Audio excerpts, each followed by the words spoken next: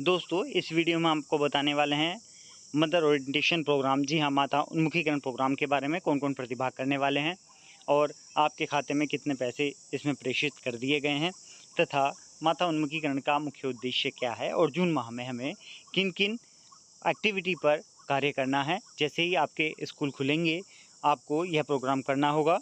अब देख लेते हैं माता उन्मुखीकरण क्या है। जी हाँ, आप लास्ट लाइन में देख रहे हैं, माता उन्मुखीकरण का उद्देश्य माताओं को बच्चों की देखभाल के साथ-साथ औपचारिक शिक्षा के लिए भी तैयार करना है। जी हाँ, ये इसका एक मुख्य बिंदु है। हम मुख्य बिंदु की तरफ ही आपका ध्यान केंद्रित करेंगे। अब माता उन्मुखीकरण आप देख रहे हैं, बड़ा-बड़ा लिखा हुआ है। इसमें हमारा स्थल होगा प्राइमरी और कंपोजिट विद्यालय के परिसर, जिसमें आंगनबाड़ी हमारा संचालित है। यह जून माह से प्रारंभ होते हुए फरवरी 2025 तक चलेगा। प्रतिभागी आंगनबाड़ी केंद्र में जो भी हमारे नामांकित बच्चे हैं, आंगनबाड़ी में नामांकित बच्चे, उनके माता-पिता, प्रधान अध्यापक, नोडल अध्यापक, आंगनबाड़ी कार्यकर्त्री, सुपरवाइज़र, ग्राम सभा द्वारा कोई भी वरिष्ठ तथा प्रतिष्ठित नागरिक इसमें हो सकता है। अब मुख्य बात करते हैं हमें माह और विषय के बारे में। जून माह का है हमारा, क्योंकि इसी मंथ हमारा जून माह में हम ये प्रोग्राम करने वाले हैं। इसमें बच्चों की शुरुआती वर्षों के लिए महत्व हम जानेंगे। आप इसकी एक स्क्रीनशॉट ले सकते हैं या इसे हमारे डिस्क्रिप्शन से आप इसे डाउनलोड कर सकते हैं, ताकि आपको कभी दिक्कत ना हो। आप चैनल को सब्सक्राइब कर लीजिए, ताकि आप समय-समय पर सारी की सारी हर एक माह की हमारी जानकारी जो भी दी गई है, वो हमें आपको देते रहें। आप देख रहे हैं प्रधान अध्यापक नोडल शिक्षक के दायित्व हैं। आप इसे एक बार पढ़ सकते हैं। इसमें कुछ ज़्यादा बात नहीं, यूट्यूब सेशंस को आपको अटेंड करना होगा। इसके बाद देख लेते हैं नोडल संकुल। नोडल संकुल को भी ज़्यादा नहीं है, अपने जो हमारा स्कूल दिए हैं उसमें किस तरीके से हमें इन कार्यक्रम को कराना है, वो सभी चीज़ें हैं। अब बात कर लेते हैं खंड शिक्षा अधिकारी। जी हाँ, खंड शिक्षा अधिकारी न्यूनतम 5 कार्यक्रमों में प्रतिभाग करेगा। आप देख सकते हैं खंड शिक्षा अधिकारी 5 हमारे माता उन्मुखीकरण प्रोग्राम में उसमें भाग करेगा और अपने ब्लॉक से 10 अलग-अलग न्याय पंचायत से की सूचना गूगल फॉर्म के द्वारा राज्य परियोजना को देगा। अब देख लें जिला समन्वयक, ये सभी सही तरीके से इंडाइटमेंट्स को भी 5 विद्यालय का अनुश्रवण करना है।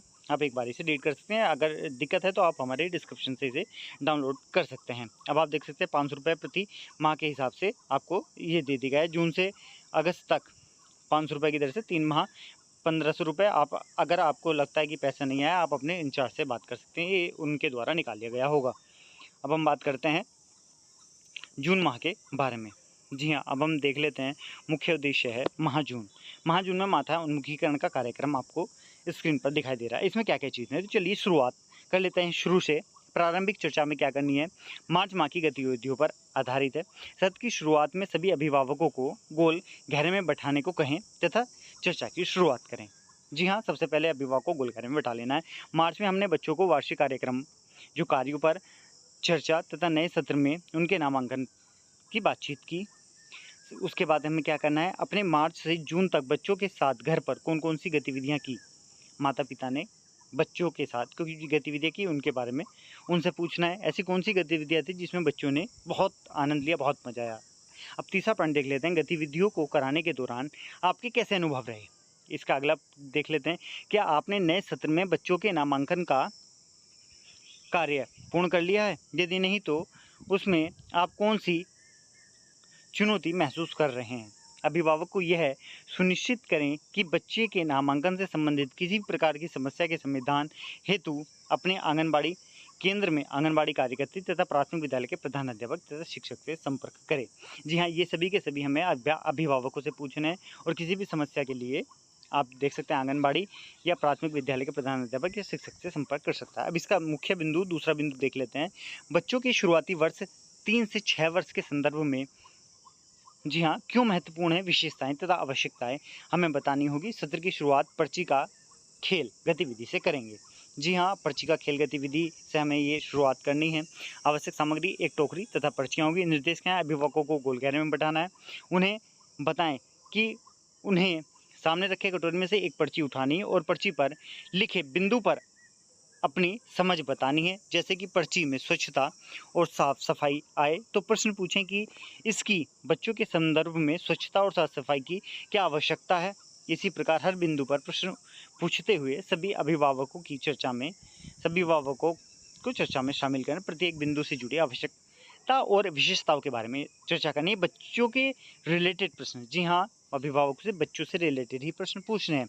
पर्चों की जो पर्चियाँ हैं उसके मुख्य बिंदु क्या-क्या होंगे? साफ-सफाई है, बच्चों की शारीरिक जाँच है, बच्चों का खान-पान, वातावरण, बच्चों के साथ बातचीत, बच्चों के साथ कहानी पढ़ना तथा सुनाना, बच्चों का आस-पास के वातावरण से परिचय, बच्चों को घर के कार्यों से जोड़ना, बच्चों से प्रश्न पूछना, स्वतंत्र गतिविधि इत्यादि आप इन्हें एक बार पढ़ सकते हैं। अब हम बात करते हैं, अभिभावकों को बताएँ कि जन्म से 6 वर्ष की आयु तक बच्चे के मानसिक विकास जो है उसका वो 85% तेज़ हो जाता है।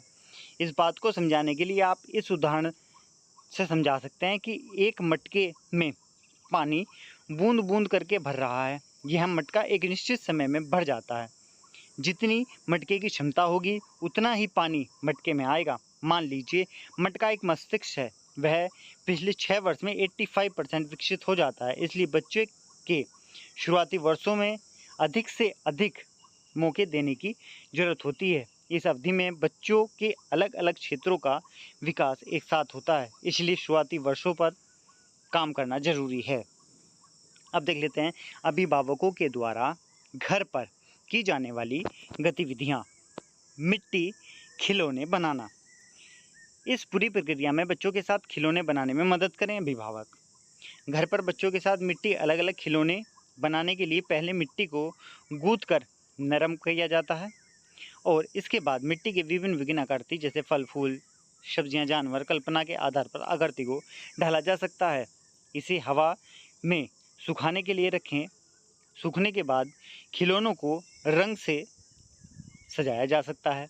इससे बच्चों में सृजनात्मकता का विकास होता है और साथ ही बच्चों में छोटी मांसपेशियों का भी विकास होता है।